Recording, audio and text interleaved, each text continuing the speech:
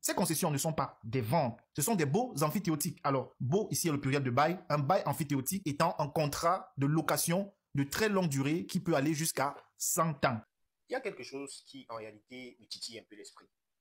On nous a toujours fait croire, depuis les campagnes, tout ce qui s'est passé avant octobre et en octobre, il y a toujours une chanson que certaines personnes ont gardée dans leur bouche. Le Cameroun a conservé toutes ses richesses. Le Cameroun a préservé ses terres. Le Cameroun a fait ci. Le Cameroun a fait ça. Sous-sol par-ci, sous-sol par-là. Mais sauf que, dans cette vidéo, il y a quelque chose qui attire mon attention. Regardez ce graphique. Le Cameroun est le 3e pays au monde le plus exposé à l'accaparement des terres depuis l'an 2000. Je dis bien le 3e pays.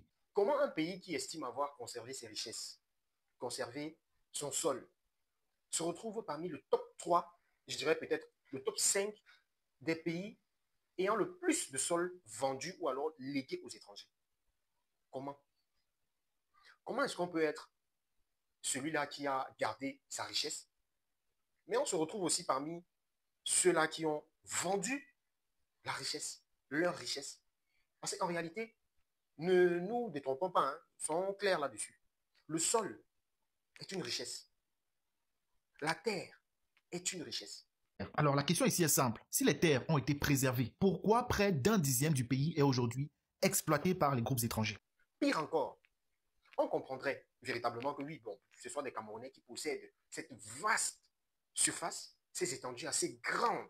Quand on regarde de plus près, ce ne sont pas de petites entreprises camerounaises qui exploitent ces terres. Non, ces terres appartiennent aujourd'hui à la France, à la Chine, au Luxembourg, à l'Australie, à Singapour, au Vietnam, à la Corée du Sud. Bref, la liste est longue. Alors, posséder une certaine quantité de territoire, c'est posséder une certaine quantité de richesse.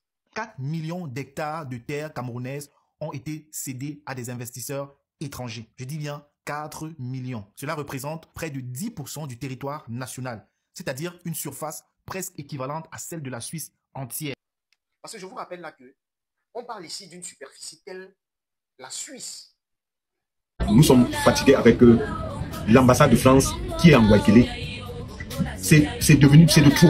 Ils nous ont pris 7 hectares à nos parents, à nos grands-parents. Le groupe français, Rougier par exemple, a longtemps exploité plus de 600 000 hectares de forêt au Cameroun dans le cadre des unités forestières d'aménagement qui ont été attribuées pour 15 ans renouvelables. La société Palisco, également détenue par des intérêts français, gère environ 390 000 hectares de terres. La société Wichma, d'origine néerlandaise et belge, contrôle aujourd'hui plus de 300 000 hectares de forêt tropicale. Au total, près de la moitié de ces concessions forestières du Cameroun sont ou ont été exploitées entre les mains des groupes étrangers.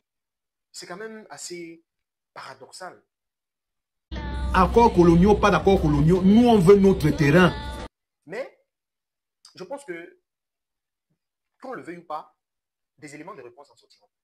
Et d'ailleurs, les éléments de réponse en sortent déjà.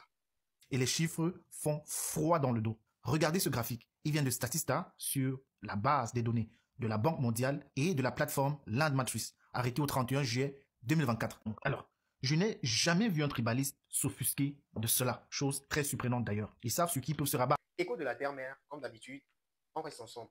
Merci.